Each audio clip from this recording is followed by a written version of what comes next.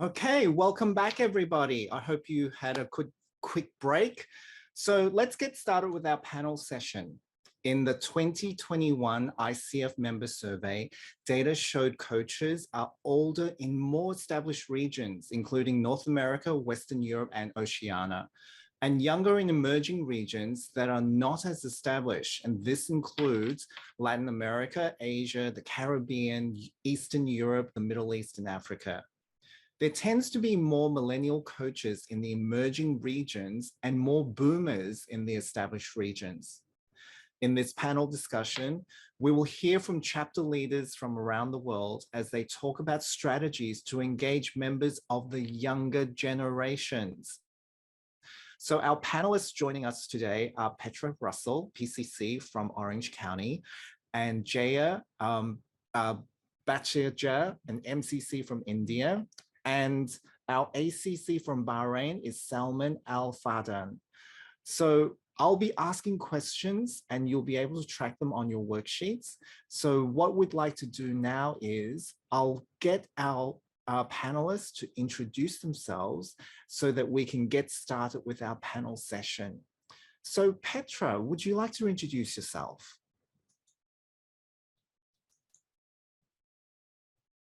Okay, we don't seem to. Sorry, I was on. There you go. Hey, my name is Petra Russell. I'm the president of ICF Orange County, and I'm thrilled to join you on this session today and look forward to a rich discussion. Terrific. Thank you, Petra. Jaya? Hello, everyone. I'm Jaya from India, been an ambassador and, a true lover for coaching for almost a decade now. I run a coach training organization in India with the name Bhateja, which is a Sanskrit word and really means sunrise. It's basically a proposition to restart your life. So that's about me. Been on coach education board last 2 years. And trying to see how I can contribute through my work to this world. And thank you all of you for being in this profession. Very grateful to be here. Thank you, Jaya. And Salman. Yes, I'm from Bahrain, Salman Al-Fardan. I've been in coaching for 13 years. I was the founding president of the chapter. Currently, the membership director. I enjoy coaching. My passion is coaching. I moved from telecommunication to training, to teaching in universities, to coaching. So all this I'm using in my coaching in guiding our chapter. Terrific. Thank you, Salman. So let's get started. And I'm going to start with Petra with our first question. So how are the strategies different for engaging members of younger generations? And by that, we mean, what's the difference between engaging Gen Ys and the Gen Zs? Thank you, Kevin. I think what we looked at here in Southern California is, respectfully with engagement of Generation Y and Z is really, you got to remember how tech savvy and very connected this generation has always been, right? So there's this whole, knowing the internet for as long as they live. Technology has always been mobile. And we want to, keep that in mind as we, create pathways, into our chapter, for example. So definitely we're looking into creating some new engagements through board positions such as technology directors and student membership directors, and really reach out into some areas that would offer us new pathways in technology to get people engaged that have really learned differently than we have. They've really came in with a lot of more gaming experiences that we ever had when it comes to learning, and also really bring people in at a much younger age, because we feel that there's a lot happening in business schools and in colleges right now where really coaching is becoming much more prominent and much more important. So with a lot of the leadership programs that we have now here in our Orange County area and in colleges and universities, we feel there's a strong possibility to reach out and invite people in to join us on a student membership. So we're exploring that right now. Fantastic. And it's so true, because it's not only that they're tech savvy, but it's also the gaming experiences to keep them engaged. So thanks for raising that, Petra. Jaya, what are your thoughts? Well, when we talk about strategies are always aligned to the vision and the goals of the time and the world and what we are trying to do, right? So first of all, the first question that we all need to ask is, what is that your chapter is trying to do? While there is an overall purpose for every chapter to achieve, what is uniquely you want to do in your region? How do you, what's actually the vision? And following your coaching process to say, hey, where do I want my chapter to be? Are you just doing a list of activities? That's the best that you know? Or are you actually trying to connect it with the values of the new generation? So I'm being a millennial myself and staying with a teenager, I so much relate to, we have to see how values are changing in the world, how, work values are changing for people. For career has a different meaning today. And like Sarah was saying, I'm picking up a lot from what Sarah was saying. This generation is not working for only meeting their ends meet. They have different aspirations. So the meaning of career is different. So if they are in a coaching career, it's a different meaning. It's not like what earlier generation used to do. So how is the system changing? And because of that, how are the values changing is what we need to see. So one of the Harvard studies tells us that there are 3 key values for this new generation, which is career, community, and cause. And what I have observed is additionally 3 more are fun, flexibility, and speed. So these 6 values are really showing up in everything that they do. And coaching is no different. Coaching is one industry like any other industry, which is following the same trends. So the conversation really is, how do you bring more meaning to their career? For career, for this generation means autonomy, flexibility. How do you connect their strengths to what they're doing? So how can your initiatives be more community driven, more career based? So it cannot be just, hey, we are doing events to engage people. That's not enough in today's world. Because every member is looking at, hey, how is this going to benefit me in my career? If I'm going to attend the event, how will that add value to me? So are you connecting there? Are you creating a sense of community where they feel belonged and connected? Because it cannot be just, hey, let's open a Facebook group and let's just communicate, because they want to communicate with purpose, right? And then the cause. What's the cause? And again, going back to value addition, this generation is so much about what value am I driving or what value am I giving? And if there is no value, let me not waste my time. And how do you cater to those needs, right? Fun, flexibility, and speed is actually the need of the system. Today, nobody knows when they'll get fired, and hence they have multiple careers. So the word which is very much famous in today's world is side hustle, right? So every coach, let me not generalize, a lot of professionals are looking for multiple careers. And mind it, coaching can be one of it. So how do you manage their attention? How do you bring initiatives or projects or events that actually makes it important for them to attend, that makes it important for them to contribute, right? So some of these values are common themes in all the things that millennials are doing and the next generation. So see how you can align to these values. Yeah.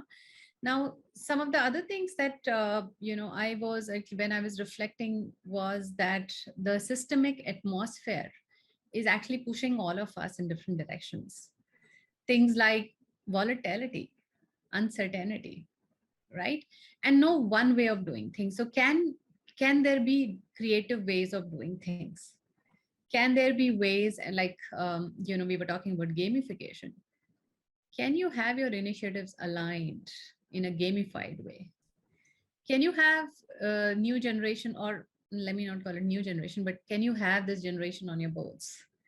Can you get their ideas? Can you listen to how they want to do things?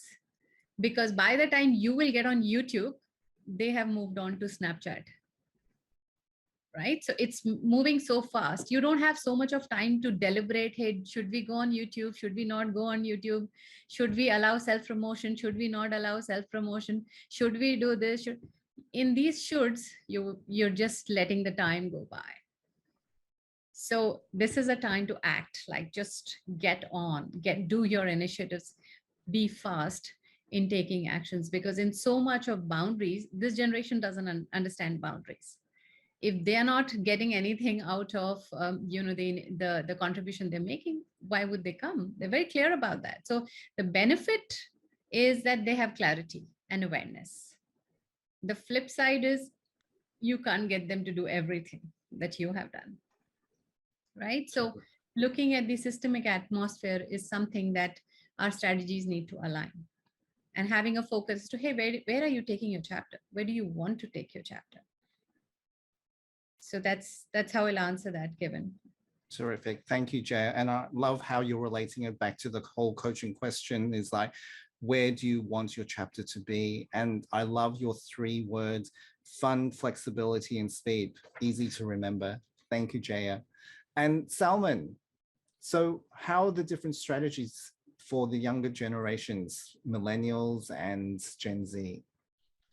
Let us start with the importance of this Y and Z generation.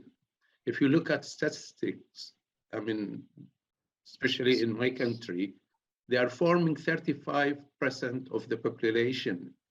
It's a huge number in there. In some countries, it is 50%. So it's important to really focus on them if we want the coaching to move forward. There are 2 things that I move from here in my thinking. One is that, as I mentioned before, that we need to meet the community, especially this generation, where they are. Let us ask ourselves where they are. I know they are on internet most of the time, but what institution really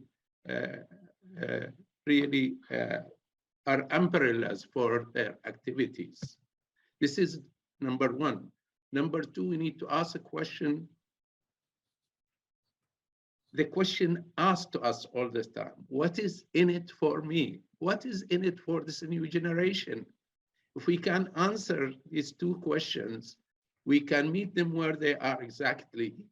So we can capture their attention, and we can give them what they want, as Jaya mentioned, and Petra. Coming to Bahrain, we thought of this. I know we haven't done a lot, but we thought of it, and we found the education institutions is the source of this generation. So we thought of partnering with some of these institutions, like polytechnics, universities, some social entities, we call them in here societies, where they have a lot of this generation working through their structure. If you meet them there with the right output from us as current coaches, current chapters, we may attract them in 2 directions: as coaches of the future and as a clients of our coaching community. So if we can have clients from this generation, which is a huge number of people, and we get more future coaches, we can advance coaching more better strategically. Terrific. Thank you, Salman. And you've just led us right into the next question on partnerships. So let me address this question over to Jaya in terms of partnerships. So how can partnerships benefit chapters, and how will that bring younger generations into the coaching community? Well, Kevin, the way I would like to answer is today is the world of community platforms, right? So Mhm. how are we engaging with community platforms to do partnerships? How are we actually taking engagement to them versus asking them to engage with us, right? How are we providing them opportunity to listen to their ideas? How are we doing reverse mentoring with them? How are we actually trying to see what partnerships they can offer? Is it about we offering ideas or they offering ideas and we adapting, right? And somewhere we also have to get past the gap of them and us. It's actually our children who are the next generations and is some part of us, which is the part of millennials. So how do we really blend and Mhm. make this transition possible? Because everything is sitting on our adaptation for change, right? And how do we do that? So that's how I would like to answer that. Does that make sense? Yes, definitely. And I think the thing is like partnerships are a two-way street, as you're saying. It's not us and them. It's always about what value we bring to the table and what value they bring to the table. Or sometimes it's like we see value that you bring, not only just potential new members, but also all this rich intellectual property that can be shared across the different communities. So I love that. Thank you, Jaya. And Petra, how could partnerships benefit chapters from your perspective in Orange County? I think it's for us really, bringing in things that are, as was already mentioned, there's not necessarily always events and programming that just assumes, there is a full-time coach profession behind it. So in some instances, we really look at where is an interface with other industries and other professions, and where can we bring in interesting new practices or programs that really speak to a broader audience. And we found that really by bringing in workshops, particularly more interactive things, and offering opportunity to co-create content, I think that's really been a big thing for us. Really bringing in people not just to learn and to try things, but also to really listen into what would be something that you would be interested in, experimenting with here, and really, making everything that we do much more an experimental, like a lab session, rather than a one-directional learning session. So that was a big change for us, and we're really approaching that with all of our speakers and all of our workshops in a very similar fashion. So we're really looking for a lot of opportunity to try things and then offer feedback, at the moment, and also to, what was said earlier by Jaya, a very important point, is to get experience and to have that ability to network and to get the ability to team up with a mentor maybe, or have that opportunity to partner with someone, because for many of those younger professionals that come in, there's really rarely been a mentor relationship in their lives. So we really found there was a lot of value that we were able to create through that. And again, really looking at, where is some interface that would make this a little bit broader, and not bring in, just experts in very much focused on the coaching industry, but bring in people that work in, storytelling and some very interesting forms of, meditation, or we had equine assisted learning, and there's so many different very wonderful areas where we had wonderful responses, and it really resonated. So I can only encourage, experiment, try things out, and then of course collect feedback. A lot of times, as was said earlier at the keynote, it's about, showing some curiosity and some genuine interest into how did this work for you? Was this fun? Was this something that really resonated? and then maybe take that to heart and bring them into even on a project base. Maybe we felt that, you know, we really succeeded with partnerships that offered interesting programming, for example, with respect to our pro bono initiatives. So we really looked very strategically for partnerships that would offer opportunities for young coaches to make a difference. And in our case, we teamed up with the Los Angeles LGBT Center. We are really looking at interesting opportunities to feel like, you know, there's a place for you to really join in and make a difference. Those types of partnerships have really been the most successful for us.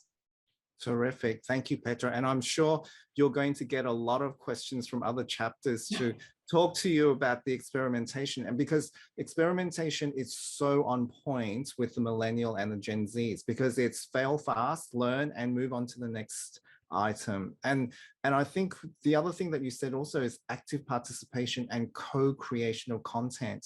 That's so important because, as Jaya mentioned before, everyone is moving away from YouTube onto Snapchat, and then from Snapchat they're over into TikTok now. So it's all about content creation. So you've got that really, really nailed. Thank you, Petra. Let me move on to our last question. And I'd like to start with Salman on this one. So the question here is, younger generations are growing up with an awareness of the coaching profession already. And some of them may even actually have coaches themselves. And many are interested in adding coaching skills to their own skills and knowledge base. So as a chapter, how can we be proactive and become part of their journey? Salman? Thank you. I've noticed during my coaching career that a lot of people who join coaching career come from coaching experience. I mean, most of them, when they get into coaching, see the benefit, then they become coaches. Mm-hmm. So that is a good strategy to touch on, is as long as we push for more coaching for this generation, we'll get more people interested in the career of coaching. So when this generation become coaches, coaching their own ages or generation, that will make it forceful. So, I mean, one of the strategies is to go to the education people, their professors, their teachers, their mentors, and use coaching to drive their profession. And once the generation see that their teachers and schoolers are really in favor of coaching, they will pick up that one and really will attract them through any media, any means. That doesn't stop us, as long as we really use the right door and target this generation. This is what I see. Terrific. I love that, Salman, because it's so in line with ICF Global's experience coaching program. And I agree with you. Once people have experienced it, they see the benefit of it. That's where we can draw them. Terrific. Thank you, Salman. Can I move on to Petra? What do you think about how we can be more proactive as part of the millennials' journey? I'm touching on something that I mentioned earlier, and our thought right now is definitely looking at how do curriculums, you know, change in leadership programs with the schools around us, and how important it really is, regardless of maybe your profession, but just for your career path, to you know, learn how to have a coaching like conversation, right? How do you build teams? How do you really build authentic relationships? A lot of the things that we talk about in our programming, and a lot of the tools that we touch on certainly are relevant for anyone that's, you know, pursuing a leadership position in maybe another profession. But we really like to bring people in and get an idea of what that would look like, and how, you know, different results you can produce when you have, you know, developed some skills in some of these areas. So we really feel that, again, there is interface, and makes coaching relevant for many more people, and you know, students that may not seek a full-time coaching position later on in life, but really feel that's a valuable part to whatever their path may be, and a beautiful foundation for, you know, whatever they decide to do. I mean, we have so many discussions around, you know, do students actually pursue jobs in the fields that they graduate on, and really try to figure out what is it that makes a difference in today's world, for you to come out on top and really end up with something that you love, and feel, you know, your worth is really acknowledged, and you're in a good place. Like, we're talking a lot about belonging. A big part of really creating belonging is also to know what is it really that you would like to do? Who are you really, right? And what are your values, and what are some of the things that really excite you, and where can you find love in your career? And a lot of times these conversations really help tremendously, particularly younger people now, to sort out, you know, what is it that I'm really trying to accomplish, what's important for me, and really play around a little bit, experiment again, you know, a little bit design thinking, a little bit of just testing things out. And I think reflective inquiry is one of the most beautiful ways to really get to the bottom of some of those things. And we've seen some tremendous response, and just bringing people into the discussion, and really understanding that it's not about so much what you know, right? And it's not about testing the knowledge that you know. It's more about really finding out, maybe there are reasons why, you know, I'm not yet really feeling connected with something, or you're not really excited about something, and how do I explore further, you know, where that leads me. And I think that's definitely been a value that we were able to create just by bringing people into the discussion. Terrific. Thank you for that, Petra. And I agree with you, because I think one of the growing areas right now in terms of growing teams and what people are looking for now, especially during the global pandemic, authentic relationships. I think, like, if chapters can help our younger generation build on these two areas, that's a great way in order to cultivate their journey into the coaching realm. Thank you. So Jaya, what are your thoughts as chapters? How can the chapters be proactive and become part of the younger generation's coaching journey? Well, I can offer 4 strategies for you. Number 1 is reskilling. Number 2 is research. Number 3, relevance. Number 4, results. Reskilling means go and share the skills you have. Teach them how to form good questions, how to listen better. All that you have learned in your trainings and your practicing, teach that to this generation in your own format. Make it, you know, casual learning. Make it more project-based learning or casual learning, or whichever way. There are so many ways today we can reskill people. We don't have to put them into a course to do a formal learning things, right? So each and every coach in your chapter has skills to offer. Can you offer that to millennials, right? Right. Go beyond the boundaries that you have learned about coaching process. Break it, see whatever you can teach that. A lot of times the question that comes in coach training is, hey, you know what, coaching works very well professionally, but when it comes to family, I don't know what to do. And I tell them, practice listening. That's more important in families. You don't have to give your suggestions. You don't have to ask them questions. And that's a skill. That's a skill today is missing, while we are blessed with it as a human. The second strategy is research. Like Petra was saying, do co-creation of content.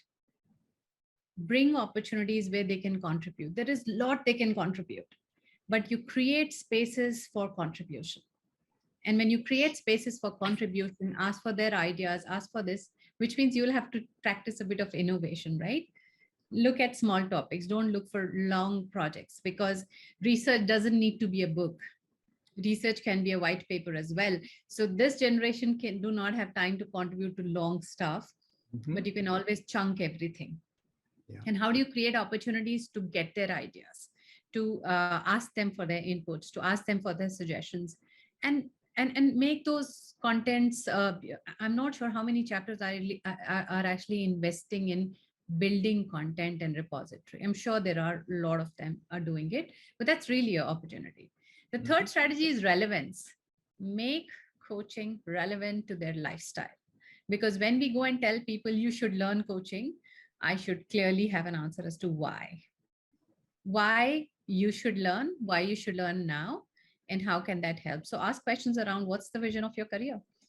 What's the, what are some of the things which are coming in your way, and help them become more self-aware. To the extent, talk relevant to their lifestyle in terms of communication. For example, nobody wants to go through coaching process if there is no problem, right? So the organizations will say, hey, tell me, how can I become assertive? I don't care what you apply. So assertiveness is a problem they are facing.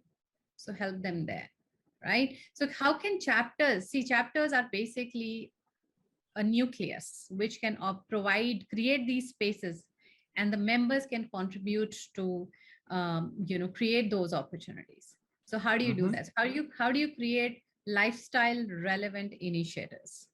Number 4 is results. Show them results through coaching, because we'll have to move out from the traditional definition of coaching of, sitting for 45 minutes and doing a session. We have to follow the process. It is important. We need to follow the competencies. However, how do you show them results in a short amount of time? So these are 4 strategies I can offer everyone. Bots are already part of millennial generation. So see how you can weave in your initiatives there, how you can basically create more results through coaching, through your members. How can you create more content with their support? How can you skill them?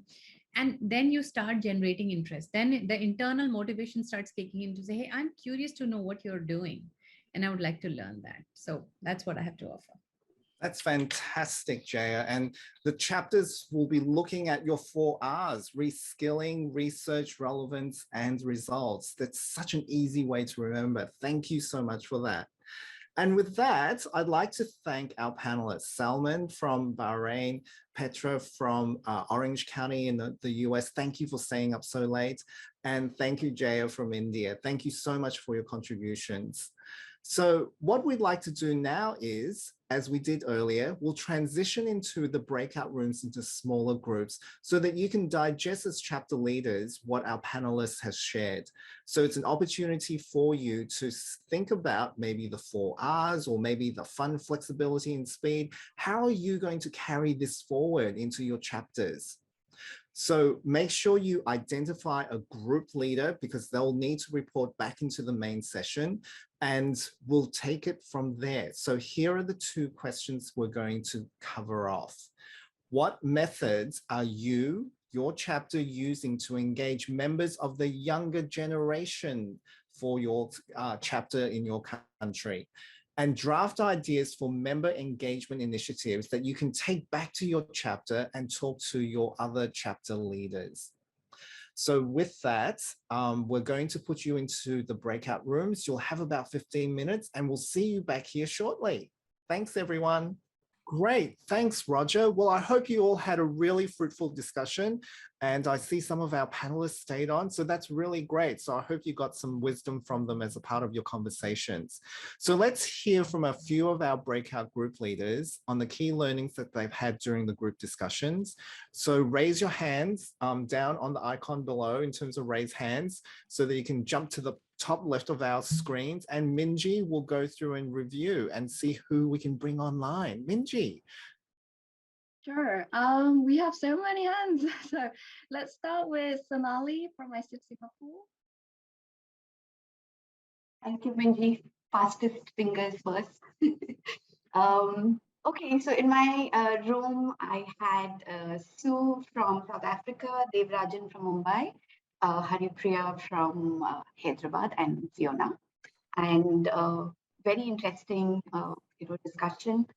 So in terms of ideas, I think what was common was how do we reach out to colleges or students in institutions and engage them fairly early in their journey. And as they experience the benefits of that, they will become early adopters. Uh, Devrajan highlighted one of the challenges that when we reach out to the institutions or colleges, the administrators may not be very receptive. So maybe come up with ideas to reach out and engage with the student bodies directly. There was a mention of a program that's being done with Tulane University. I know even ICF Singapore is, involved in that. So making these, large programs visible and reaching out to more institutions would help. And also we talked about through outreach programs like we have at ICF Singapore, we regularly reach out to college alumni groups as well. So we actually engage with them fairly early in their careers and attract them to this field. Also, finally, I think just to wrap up, Fiona also shared some ideas in terms of how we could look at case studies of people from the younger generation and how coaching has benefited them so that spreading awareness about this will attract other younger people towards coaching. So I hope I've covered all the topics that we discussed. Thank you so much. Thank you for sharing, Sonali.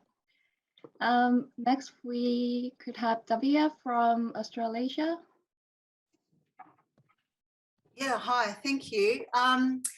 One of the first things that we noticed was that our chapters really vary in sizes. So the number of people we have on our volunteer leadership teams is vastly different. And we have some chapters that are very small, like only 100 members. And then there are other chapters like our chapter at Australasia, which is over 2,000 members, which is huge and quite unwieldy.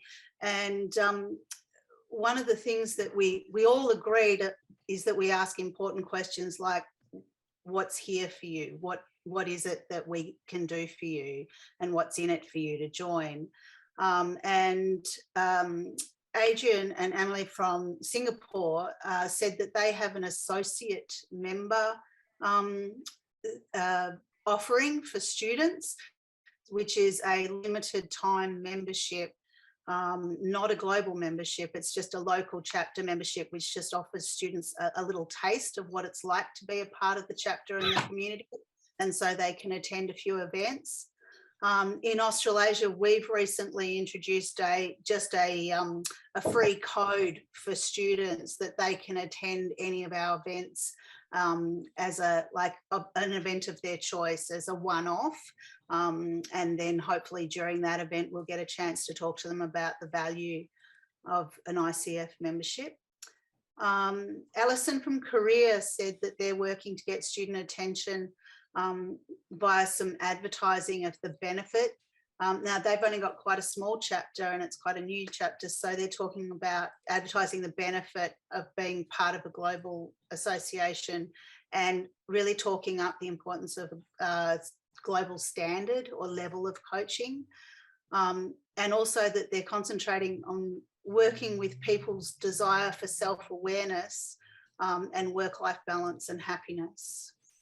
So yeah, that's it. Thank you. Thank you for sharing, Davia. May I have Barry from ICF Malaysia? Hi, good morning, good afternoon, and good evening, wherever you are. In our group, I have got RV from Philippines, Anu, and Mahesh, as well as Sam.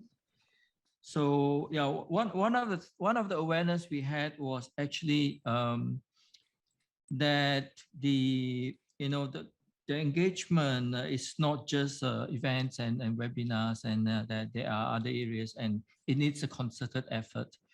And it starts with, so Ani brought up a very interesting thought that is the diversity of our thought and to be more inclusive and make concerted effort. So that was our starting point. And then going into the ideas, we had many great ideas from the group. One is, of course, the involvement of younger people in the speaking events and also in some of the chapter programs as well. And we also talk about the concerted efforts to reach out to youth organizations. For example, I teach for Malaysia, teach for India, the Youth Council. And then we also talk about also finding ways to make it relevant and make it feasible for the younger generation to get into coaching and make it a profession. For example, budding for new members, as well as mentoring, including mentoring how to build a business, and also providing voluntary roles for them where they can come in and experience what it's like in a coaching industry. And at the same time, of course, leveraging on the resources that is available. For example, also, telling them what the value, the ROI of being a member in the ICF community, and where they can get their, visibility as a member as well. So those are the ideas we took away with. Thank you. Thank you so much, Barry, for sharing. I think we can have one more, Jayashree from ICF Bengaluru. Thank you. I know several of the points have already been covered yet. In my group, we had Yodi from Bangkok, Tiffany from Taiwan, Jaya, Anirudh, and me from the 3 different chapters in Bangalore. And so in our group, I think we distinguished between 2 different age groups, even in the younger generation. One is the student community, and the other is the young working professionals. And so therefore, the needs of both of these communities are distinct, although they both belong to the same sort of broader generation. And we found a lot of commonality that all of us in our individual chapters are engaging very actively with the student community. We all seem to have University Connect projects where we coach students, we coach faculty. And one of the early ways of connecting with students seems to be career coaching, because as they see the value of coaching, then the idea is that will they be inspired to either pursue coaching, professional coach training themselves, or at least as they get into the workforce, recognize the value of coaching. Yet the other end of the younger generation, which the early professionals, which is 20s and 30s, how do we engage them? How do we know what they really want? Because they're really busy trying to build their careers, and they may or may not have as much time to spare for chapter activities, right? Some of our chapters, mine of course, has a slightly ageist issue, which is a lot more of the people in their 40s, 50s, or largely even beyond are those that are active. The younger folks are not very active. So one of the points that we took on, all of us, is that we really need to go back to this young cohort in their late 20s, early 30s and say, hey, what is it that this generation really wants from ICF and from being part of the chapter? What will add value to them? And what do they care about? And secondly, using this generation, which is their early 20s, late 20s, early 30s who are there, they are closer to the student population themselves. So they are more likely to be able to connect deeper with the student body vis-a-vis those in the 40 to 60 age group. So it has a dual purpose on connecting with this age group. And we really took away some of the interesting ideas that had come in the panel of going to where the students are through podcasts, through being on the channels that they are and using social media, and to see, apart from coaching itself, is there a repository, is there a learning, is there ways that we can engage with them in that really supports them in their stage of life right now. So yeah, so if my group members, if I've missed anything, please put it on the chat. It was a very, very engaging discussion with lots of thoughts and points that had come up. Terrific. Thank you, Jayashree. So thank you for everybody for contributing and being actively participating through our breakout report back. So it's a really, really big topic and it's the future of our chapters. So hopefully this is not the end of the conversation in terms of how to engage the next generation. And hopefully you'll take it back to your other chapter leaders and share with what's been discussed. And hopefully you gain some new insights and new information to share with them as well. With that, we're going to take a quick 10-minute break, a comfort break for you. So get something to snack on, get your tea, coffee, or even a Diet Coke to keep you going because we still have another half hour to go and we'll see you back in 10 minutes. Thanks, everyone.